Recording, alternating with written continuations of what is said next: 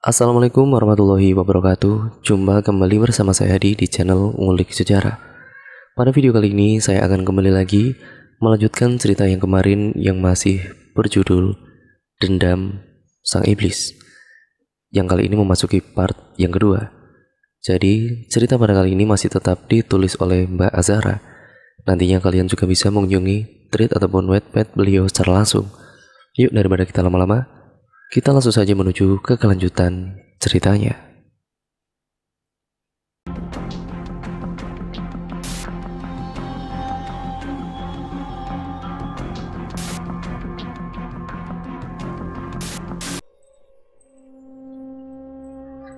Selin dan Naura segera menghampiri Vanya, dan plak, Naura menampar pipi Vanya dengan sedikit keras, membuat Selin sedikit terkejut dengan sikap Naura. Sikap Vanya mendadak seperti orang yang baru menyelesaikan lomba lari sejauh 5 km dengan nafasnya yang terengah-engah. Kepala gue sakit nih, rintih Vanya seraya memegang kepalanya. Naura mendekat ke telinga Selin seraya berbisik, "Nah, manjurkan tamparan gue." Dia langsung sadar. "Jadi maksud lo, Vanya ketempelan?" Naura menganggukkan pelan mengiyakan ucapan Selin. Kemudian bel sekolah berbunyi, waktunya pulang untuk para pelajar. Zaki memasukkan bukunya ke dalam tas. "Karel, tungguin gue," ucapnya lalu menarik seleting tasnya, dan kala itu, "Buru ah, cepetan." Zaki dan Karel berjalan bersama menuju parkiran melihat Davira yang telah menunggu mereka di depan mobil berwarna merah. Gue mau jengukin Aileen dulu ya," ucap Zaki yang disusul ejekan Davira. "Duh, jengukin gebetan nih." Zaki hanya tersenyum tipis lalu pergi meninggalkan Davira dan Karel. Rintikan air hujan mulai turun dengan langit sore yang tampak gelap karena mendung. Zaki membuka kaca mobilnya seraya menatap ke arah jalanan yang tampak sepi. "Pak, ke rumah Aileen dulu ya." "Oh iya Den," ujar sopir Zaki yang tengah mengetir. Zaki menghidupkan handphonenya dan melihat dirinya dari kamera, dan brak, Zaki baru saja menjatuhkan Android miliknya saat dia melihat seorang wanita yang tengah duduk di kursi belakang dengan kondisi yang berlumuran darah. "Kenapa Den? Kok kaget gitu perasaan?" tanya sang sopir seraya melirik ke arah Zaki dari kaca mobil. Zaki yang terkejut hanya bisa menggelengkan kepalanya memberi isyarat bahwa dia tidak apa-apa. "Yang gue lihat tadi apaan ya? Kenapa gue bisa lihat kematian gue dari mata Vanya dan batin Zaki seperti itu?" yang mulai merenungkan nasibnya. Pria itu menghela nafas dengan panjang dan berusaha untuk senormal mungkin, meski dirinya masih terpikirkan oleh hal yang ia lihat di sekolah tadi. Mobil itu kini berhenti di depan sebuah rumah yang besar dengan cat berwarna putih. Zaki membuka pintu mobilnya dan berjalan menuju pintu depan dari rumah tersebut. Kemudian Zaki mengetuk pintu yang kini berada di depan pintu. Tentunya seorang wanita yang bertubuh gempal dengan daster yang ia gunakan kini menyambut kehadiran Zaki dengan senyuman ramahnya. Den Zaki, mau ketemu sama Mbak Aileen ya?" Iya Bi, Mbak Aileen-nya ada." "Hei Zak," sapa Mama Aileen yang melihat Zaki dari balik pintu. "Bi, disuruh masuk ih." Iya Den, Bibi lupa ya masuk," ucap sang bibi yang meringis. Tante, Aileen-nya ada?" tanya Zaki seraya mencium tangan Ira, orang tua Aileen yang kini berprofesi sebagai wirausaha. Wanita menghela nafas panjang dengan mimik wajah yang menunjukkan kesedihannya. "Dia dari kemarin cuma di kamar, gak mau keluar, dan kalau diajak ngobrol juga gak pernah nyaut," tutur Ira seraya duduk di kursi sofa yang ada di ruang tamu tersebut.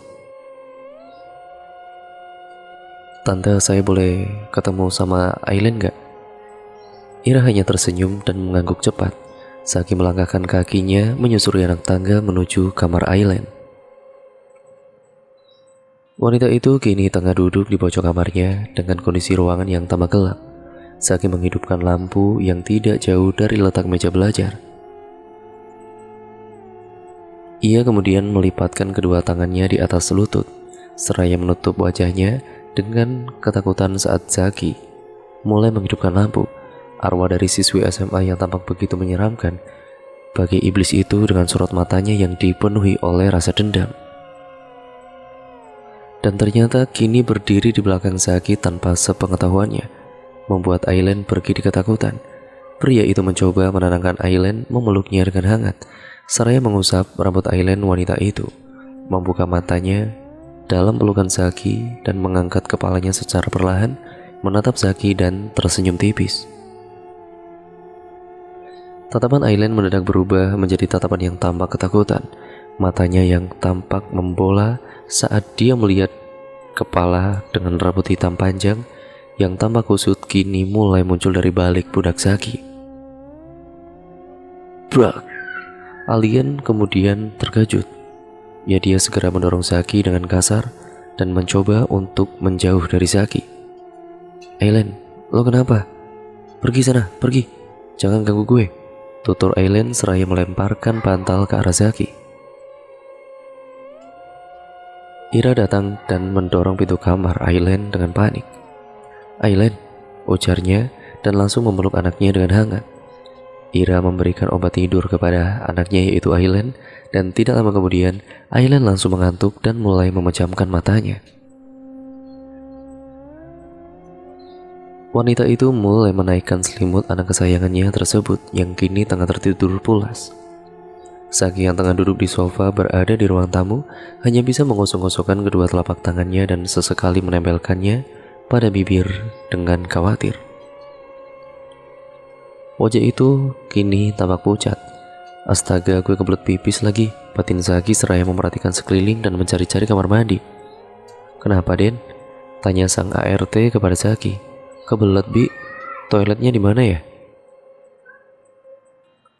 Oh, toilet yang di bawah lagi rusak, Den.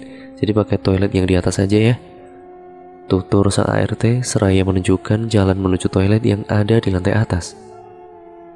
Makasih, Bi. Ucap Zaki yang masih menahannya, lalu masuk ke toilet dengan tergesa-gesa. Lega sekali. Zaki menghela nafasnya saat keluar dari toilet.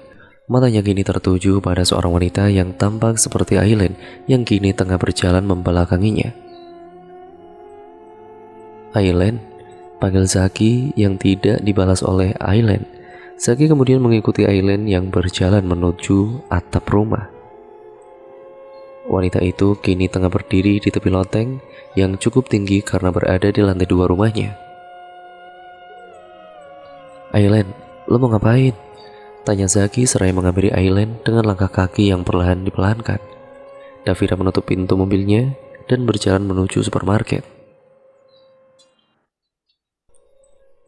Ini aja ya, ujar Davira seraya melihatkan kotak kue kepada Karel untuk dibawanya ke rumah Aileen.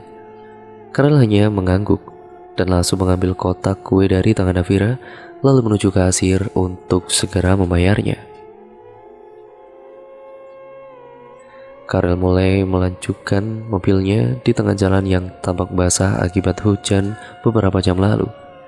Mobil Karel kini terparkir di depan halaman rumah Aileen. Davira mulai melepaskan sabuk pengamannya, tetapi tatapannya mendadak tertuju kepada Aileen dan Zaki yang kini tengah berada di tepi loteng. Karel, itu mereka mau ngapain? Ujarnya kepada Karel yang hendak membuka pintu seraya menepuk-nepuk lengan Karel dengan sedikit panik. Gue mau mati, ujar Aileen kepada Zaki dengan tatapannya yang tampak kosong. Lo jangan gila deh, tutur Zaki yang memegang pergelangan tangan Aileen. Wanita itu terdiam seraya melihat pergelangannya dan langsung mendorong Zaki dari atas loteng. Teriak Davira dengan terkejut dari dalam mobil. Karel yang melihatnya hanya bisa ternganga dan langsung keluar dari mobilnya disusul oleh Davira yang juga menatap Zaki yang kini tengah tergeletak di teras rumah Aileen dengan kepalanya yang terus mengeluarkan darah. Zaki memegang pundak Davira dan menatap ke arah loteng. Mata Davira terbelalak saat melihat Aileen yang berdiri jauh dari tepi loteng dan melihat Aileen Yang tadi mendorong Zaki kini wajahnya tampak begitu mengerikan, bagai iblis api dalam film horor. Seketika tubuh Karel dan Davira menjadi lemas dan brak. Mereka terjatuh secara bersamaan diikuti oleh Aileen yang juga pingsan. Ira yang panik segera menelepon ambulan dan menyuruh ART-nya BNI dan Pak Husen untuk membawa Davira dan Karel masuk. Suara isak tangis mulai terdengar, para kerabat dan orang terdekat pun mulai berdatangan memenuhi rumah Zaki. Bendera kuning yang kini tampak ditancapkan di depan pagar rumah Zaki. Fanya yang mengetahui kematian Zaki segera datang dan untuk melihat teman satu sekolahannya tersebut untuk terakhir kalinya. Davira hanya bisa menangis sedih melihat tubuh Zaki yang kini telah ditutupi oleh kain putih dan Aileen yang hanya bisa bergedik ketakutan seraya duduk di balik kursi sedari tadi. Emosi dan juga kesedihan itu kini tercampur rata di dalam perasaan Davira. Amarah yang tidak dapat dibendung dikala dia melihat kehadiran Fanya di rumah duka, hingga membuatnya menampar Fanya dengan keras, membuat orang-orang memperhatikan sikapnya yang begitu kasar. Cewek gila lo udah buat Aileen sakit, dan lo juga yang udah bunuh Zaki. Fanya yang tidak mengerti apapun hanya diam seraya memegang pipinya yang terasa sakit perih akibat tamparan Davira. Kenapa bukan lo aja sih yang mati? Ujarnya seraya menarik rambut Fanya hingga membuatnya terjatuh di lantai, dan Karel segera menarik Davira dalam pelukannya dan berusaha untuk menenangkannya.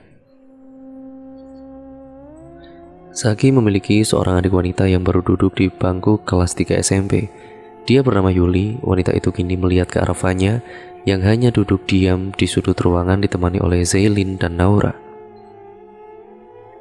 "Hei kak," sapa Yuli yang berusaha untuk tenang seraya sesekali menarik isak tangisnya. Yuli duduk di sebelah Fanya. "Benar Kak Zaki meninggal karena kakak?" Dek, dari tadi itu Fanya sama kita, dan asal kamu tahu ya, Zaki itu orang yang udah ngebully sahabat saya setiap hari di sekolah," tonggak Zailin yang sedikit emosi. Fanya memegang pergelangan tangan Zailin yang tengah berkaca pinggang, seraya tersenyum tipis kepadanya. Mendengar hal itu, Yuli hanya diam dan meninggalkan Fanya tanpa sepatah kata pun. "Bocil," gumamnya. Naura memperhatikan Yuli pergi. Fanya hanya diam melihat ke arah jasad Zaki yang ditutupi oleh kain.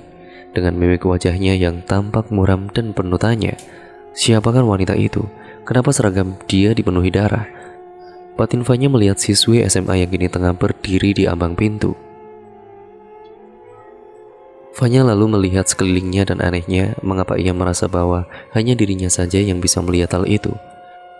Orang-orang yang ada di sekeliling siswi tersebut seperti cuek dan tidak memperdulikannya kehadiran wanita misterius itu. Fanya kembali mengarahkan tatapannya ke abang pintu, di mana batin Fanya yang terkejut saat dia melihat seorang siswi di ambang pintu itu. "Lo kenapa?" tanya Naura yang memegang budak Fanya dengan lembut. Ia hanya menggelengkan kepalanya dengan cepat lalu berdiri dan berjalan menuju teras depan. "Hei Fanya," sapa seorang pria dengan sepatu kets dan kemeja hitam yang ia kenakan. Fanya terdiam dan memperhatikan pria tersebut dari atas kepala hingga ujung kaki. "Kita kenal." "Berhati-hatilah dengannya," bisik Leo di telinga Fanya dan segera melangkahkan kakinya memasuki rumah duka, meninggalkan Fanya yang tengah berdiri di teras dengan heran.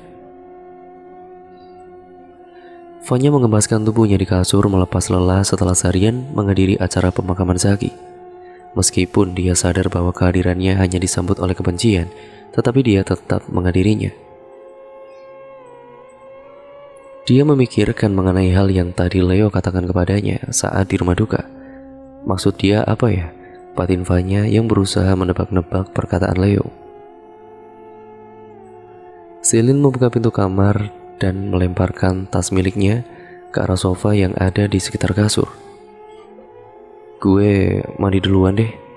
Fanya menatap ke arah Zailin yang tengah membuka kaos kaki yang ia kenakan. "Naura lagi masak ya?" "Iya," gue yang nyuruh dia masak, karena masakan dia yang paling enak. Naura memang wanita yang cantik dan juga pandai memasak.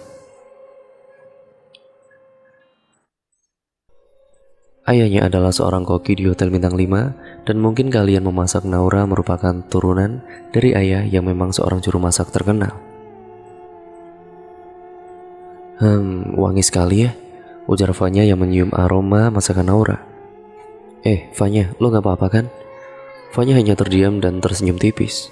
Gue kira lo sakit, karena muka lo pucat banget tadi, lanjut Naura seraya menambahkan garam pada masakannya. Fanya menghela nafas panjang seraya memegang perutnya dan memasang muka yang memelas. Gue itu lapar makanya lemes. Makan aja taunya tapi gak bisa masak. Dedek Naura dan mematikan kompornya, lalu mengambil mangkuk keramik berwarna putih dari lemari yang ada di bawah tempat kompor. Fanya hanya tersenyum memperlihatkan gigi putihnya yang tersusun rapi.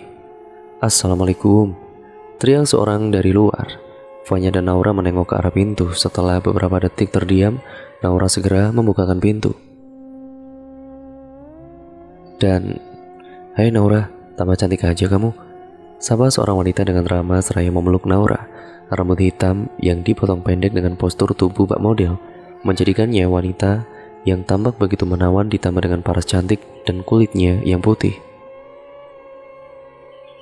Kakak, seru Zelin yang keluar dari kamar dengan handuk kecil yang menutupi rambutnya. Ia adalah Selin Ratnatita, kakak perempuan Zelin yang berprofesi sebagai pramugari. Selin memeluk erat adiknya dan mencubit pipinya dengan halus.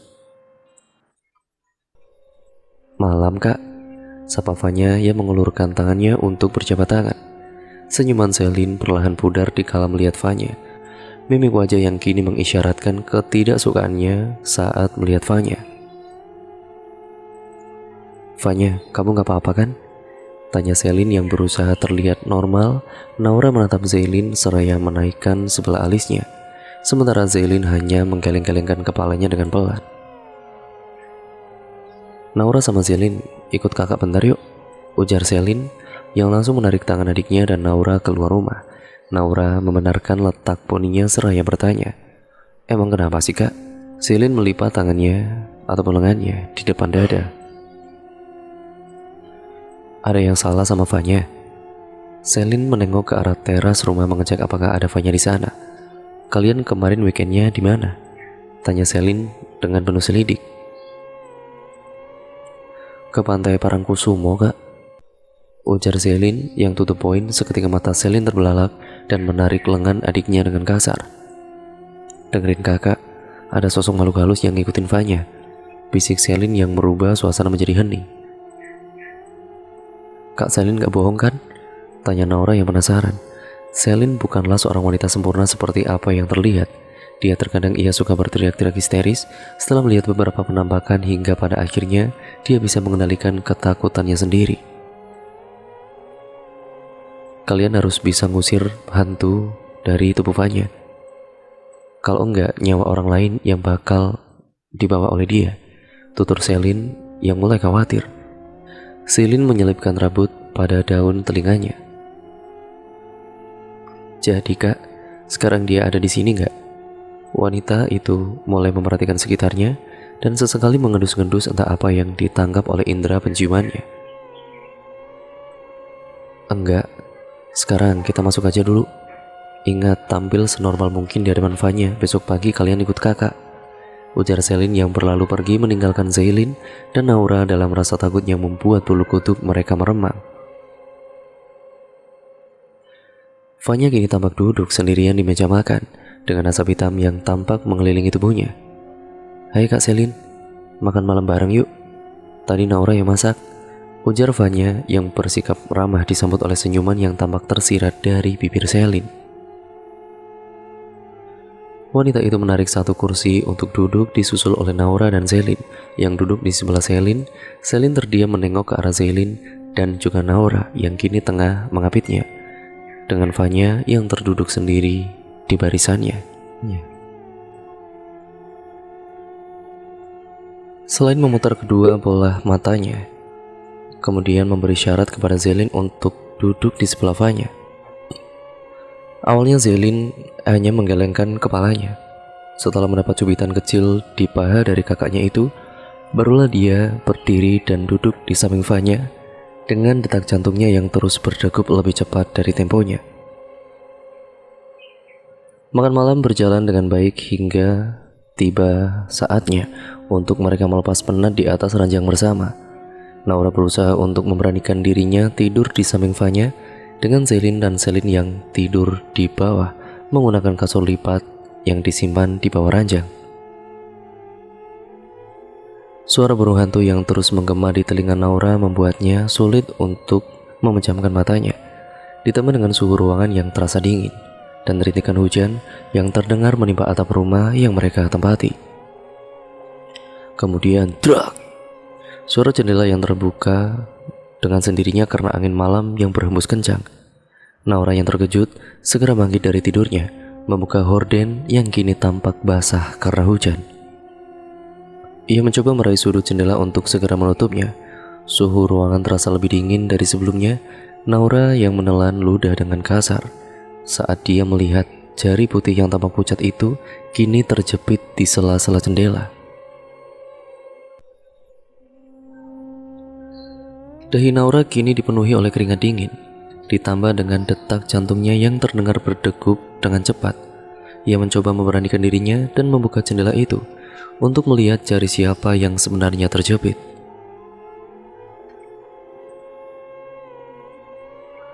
Wah! Suara teriakan Naura yang begitu keras saat dia melihat arwah yang kini tengah berada tepat di hadapannya, dengan lengannya hampir putus dan darah yang terus-menerus mengalir di kepalanya. Seketika tubuh Naura menjadi lemas, mungkin telah dikuras oleh sang iblis jahat tersebut. Selin dan juga Zelin yang terkejut mendengar suara teriakan Naura segera bangun dari tidurnya dan kemudian mendapatkan Naura yang telah tergeletak lemas di lantai. Petir dan kilat kini terdengar bergemuruh dalam langit, menambah kesan mistis di malam itu. Selin dan Zelin menopang tubuh Naura dan meletakkannya di atas kasur. Aroma yang menyengat kini mulai memasuki penciuman Naura membuatnya tersadar dari pingsannya, yang membuat Selin dan Zelin panik. "Syukurlah, lo udah sadar," ucap Zelin seraya menghela nafas lega saat melihat Naura yang telah membuka matanya. Wanita itu kini memegang kepalanya, yang terasa sedikit sakit dan mencoba untuk mengingat kembali kejadian yang tadi menimpanya. "Hai, Fanya mana?" tanya Naura yang mulai panik. Selin kemudian memasuki kamar dengan segelas air putih yang ada di genggamannya. "Kakak tahu Fanya di mana?" Naura segera mengambil segelas air putih yang disodorkan oleh Selin. "Di mana, Kak?" Selin menghela nafas panjang seraya duduk di sebelah Naura dan memutar pandangan pada Zelin. "Kamu jagain Naura ya. Kakak mau kemana?" "Kakak mau pergi sebentar. Oh iya, sebelum tidur kalian ambil air wudhu dulu dan baca ayat kursi," ujar Selin yang berlalu pergi meninggalkan kamar. Fanya melangkahkan kakinya menyusuri jalanan yang tampak sepi dan asing, juga dipenuhi oleh kabut di sepanjang jalan yang ia tapaki. "Selin, Naura, Kak Selin, kalian di mana?" teriak Fanya seraya memutari tubuhnya melihat sudut demi sudut yang teliti. Siapa tahu dia menemui seseorang untuk dimintai tolong. Ia berlari sekuat tenaga berusaha untuk dapat keluar dari kabut putih yang mengganggu penglihatannya. "Ah!" Fanya berteriak dengan keras dikala melihat tangan putih pucat yang kini memegangi pergelangan kakinya. Gadis itu kini terjatuh seraya menatap ke arah langit malam yang tampak hitam. Matanya kini membola, bibirnya seperti terkunci sehingga membuatnya itu tidak dapat mengucapkan sepatah kata pun. Wajah berlumuran darah itu dan bau amis tersebut yang menyengat kini mulai mendekati wajah Fanya, membuat detak jantungnya berdegup dengan keras. Fanya kemudian memejamkan matanya dalam rasa takut yang terus mengejarnya. Malam yang terasa panjang dan sunyi, Selin melajukan mobilnya. Pukul 11:30 malam, waktu yang tertera di layar ponsel Selin. Para arwah yang tampak memenuhi jalanan sepi kemudian mulai muncul. mengganggu kefokusannya dalam menyetir. Astagfirullah, pura-pura santai dan tidak lihat apapun, batin Selin yang berusaha menenangkan dirinya. Selin memberhentikan mobilnya saat dia merasa bahwa dia baru saja menabrak sesuatu. Orang itu kini hanya terdiam di depan mobil Selin dengan posisi tubuh yang tengkurap dan wajah yang ditutupi oleh sebuah hoodie yang ia kenakan. "Sorry loh, manusia bukan sih?" tanya Selin yang terbata-bata karena takut pria itu segera mengangkat kepalanya dan berdiri membelakangi Selin. Mungkin dia terkejut dengan pertanyaan yang baru saja Selin lontarkan. Kini dia tampak membersihkan debu-debu yang menempel pada sweater hitam yang ia kenakan, seraya berbalik ke arah Selin. "Hah? Ganteng gini malah ditanya manusia atau bukan?" Selain menghela nafas panjang, detak jantung kini sudah mulai teratur. Tidak ada lagi kekhawatiran di dalamnya. "Maaf ya, gue kira tadi..." Selin menghentikan ucapan saat pria itu melangkah maju mendekati Selin. "Kak Selin," ujar pria itu yang ternyata adalah adik dari teman SMA Selin dulu. Selin terdiam sejenak memikirkan siapa pria yang kini berada di hadapannya. "Astaga, Leo, ternyata kamu ya, Dek." "Maaf ya, Dek, kakak nggak lihat tadi," ucap Selin. Leo adalah teman sekolah. Vanya, Naura, dan Selin juga adik dari teman Selin. Hanya saja dia telah meninggal dunia.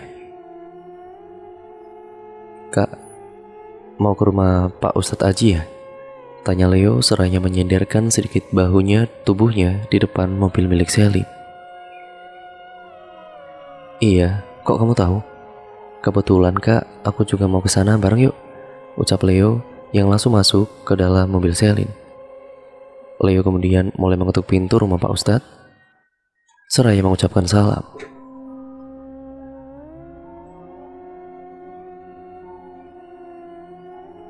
Suasana terasa sedikit suram dan sepi, tidak ada seorang pun yang menjawab salam mereka. Mungkin ini terlalu larut untuk datang. Mereka membalikkan tubuh mereka saat merasa bahwa tidak akan ada orang yang membukakan pintu. Tapi kemudian terdengar suara kunci yang terbuka mulai terdengar. Mereka menoleh dan melihat Ustadz Aji yang kini telah berdiri di depan pintu rumahnya seraya memakai peci. Leo mencium tangan Ustadz Aji dan langsung memulai pembicaraan. "Assalamualaikum Pak Ustadz, maaf mengganggu. Jadi kita kesini mau minta tolong," ucap Selin yang memotong pembicaraan Leo. Pria yang berusia sekitar 40 tahun itu hanya tersenyum ramah, seraya mengizinkan Leo dan Selin untuk masuk. "Masuk dulu nak." Wanita dengan hijab syar'i dan wajah yang putih berseri itu kini tengah meletakkan teh di atas meja dengan tersenyum ramah. "Iya, dia adalah istri Pak Ustadz Aji." "Jadi gimana nak?" tanya Pak Ustadz yang mengarahkan pandangannya kepada Leo. "Jadi gini Pak, tadi itu saya lagi jalan pulang mau ke rumah. Terus saya lihat teman saya yang tiba-tiba pingsan di tengah jalan yang dipenuhi kabut putih." Leo menarik nafas panjang sebelum melanjutkan ceritanya. "Nah, pas saya mau nyamperin dia, tiba-tiba kaki saya terkunci, tidak bisa digerakin. Habis itu saya melihat teman saya yang diseret oleh sosok arwah, siswi SMA yang berlumuran darah, dan mereka tiba-tiba hilang gitu aja dari balik kabut putih yang mereka lewatin." Ustadz Aji lalu mengucap istighfar saat mendengarkan ucapan Leo. "Astagfirullah, teman kamu?" tanya Selin. "Iya kak, dia Vanya." Selin terkejut dan langsung menutup mulutnya dengan kedua telapak tangan. Ustadz Aji lantas mengangkat kepalanya melihat Selin dan Leo yang tampak panik. "Nah, kalian pulang dulu saja, ini sudah larut malam. Untuk teman kalian saya akan mendoakannya. Dan ingatkah, tidak ada yang lebih besar dari kekuatan doa." Leo dan Selin mengangguk pelan lalu mencium punggung tangan Ustadz Aji untuk berpamitan. Selin menghidupkan mobilnya dengan menggunakan remote mobil yang ia ambil dari tas kecil yang dibawanya. "Leo, ini udah malam, kakak antar ya." "Gak usah kak, aku kan cowok, masa pulang diantar sama cewek? Seharusnya aku yang antar kak Selin." Gak apa-apa kok, kakak berani pulang sendiri." Hati-hati ya kak, ucap Leo yang berlalu pergi meninggalkan Selin seraya melambaikan satu tangannya. Suara nyanyian dari burung-burung kecil yang hinggap di pohon kini menyambut kedatangan fajar dengan cahaya matahari yang perlahan menampakkan diri. Fanya membuka matanya dan menemukan dirinya yang tergeletak di depan pintu rumahnya dengan kondisi dia yang basah, seperti baru saja menjalankan pelatihan renang. Kemudian suara pintu yang terbuka kini mengagetkan Fanya dalam lamunannya yang memikirkan tentang kejadian semalam. Dia seperti melupakan hal yang baru saja ia alami. Fanya, lo gak apa-apa kan? Ucap Zelin yang seraya memeluk Fanya dan terkejut melihat sahabatnya yang termenung di depan pintu. Naura dan Selin saling menatap saat mendengar nama Fanya. Mereka lantas keluar kamar untuk memastikan apakah Fanya benar-benar sudah pulang. Selin mengangkat beberapa helai rambut Fanya yang tampak basah. Fanya, astaga, badan lo kenapa basah gini? Naura duduk bersebelahan dengan Fanya dan Selin yang datang membawakan secangkir teh hangat yang ia buat. Ini minum dulu. Fanya hanya diam dan mengambil gelas tersebut, lalu kemudian meneguk habis teh yang diberikan oleh Selin. Pagi hari yang terasa sunyi, mereka hanya saling menatap satu sama lain saat melihat keanehan di dalam diri Fanya. Ya udah deh, Fanya mandi. Terus kalian berdua ganti baju sekolah, biar Kak Selin yang masakin sarapan. Tutur Selin yang memecahkan keheningan. Wanita itu kini berjalan masuk menuju kamar mandi dengan terdiam tanpa satu kata pun yang ia ucapkan. Naura yang tengah duduk di meja makan perlahan memikirkan Fanya yang kian tampak aneh. Wajahnya tidak lagi ceria dan ia tampak seperti mayat hidup. Naura lantas menaruh handphone di atas meja. Kak, kita harus gimana? Kakak udah temuin Ustadz Aji semalam, nanti kita minta bantuannya aja. Naura hanya mengangguk pelan dan kemudian dia menggerakkan bola matanya mengikuti arah Fanya berjalan. Aneh, Fanya kenapa nggak pucat lagi ya? Udah kayak manusia nih, batin Naura. Seraya tersenyum melihat Fanya yang kini tengah duduk di sampingnya. Fanya, lo udah rapi aja sih? Ujar Selin yang membuka pintu kulkas untuk mengambil air minum. Iya, tapi kenapa kepala gue rasanya sakit banget ya? Kayak ditusuk-tusuk. Naura mengecek kondisi Fanya dengan menempelkan telapak tangannya di jidat Fanya. Lo sakit ya? Istirahat aja dulu, biar gue sama Zelin yang izin lo. Malas lah, gue gak mau sendirian di rumah. Sekarang aja gue ngerasa kayak ada orang yang merhatiin gue. Selin yang sedang membuat nasi goreng seketika mematikan kompornya dan berbalik ke arah Fanya dengan menghela nafas. Fanya, kamu nanti pulang sekolah bisa ikut kakak kan? Kemana kak? Tanyanya seraya memijat kecil pelipisnya. Nanti kamu juga tahu. Yeay, udah mateng, ujar Zelin yang dari tadi menunggu sarapannya. Mereka hanya tersenyum melihat Zelin yang melahap sarapannya seperti orang yang sangat kelaparan. Dan cerita pun akhirnya bersambung lagi ke part yang selanjutnya ya teman-teman. Nantinya menuju part yang ketiga yang merupakan akhir ataupun part terakhir dari keseluruhan alur ceritanya. Jadi nantikan terus ya teman-teman hanya di channel ini. Sekian dan terima kasih atas perhatian kalian. Ya, saya tidak akan bosan-bosannya mengingatkan lagi untuk kalian yang belum subscribe channel ini serta nyalakan tombol lonceng notifikasinya agar kalian mendapatkan berita terbaru ataupun notifikasi terbaru dari channel ini. Sekian dan terima kasih, sampai berjumpa di video selanjutnya. Wassalamualaikum warahmatullahi wabarakatuh.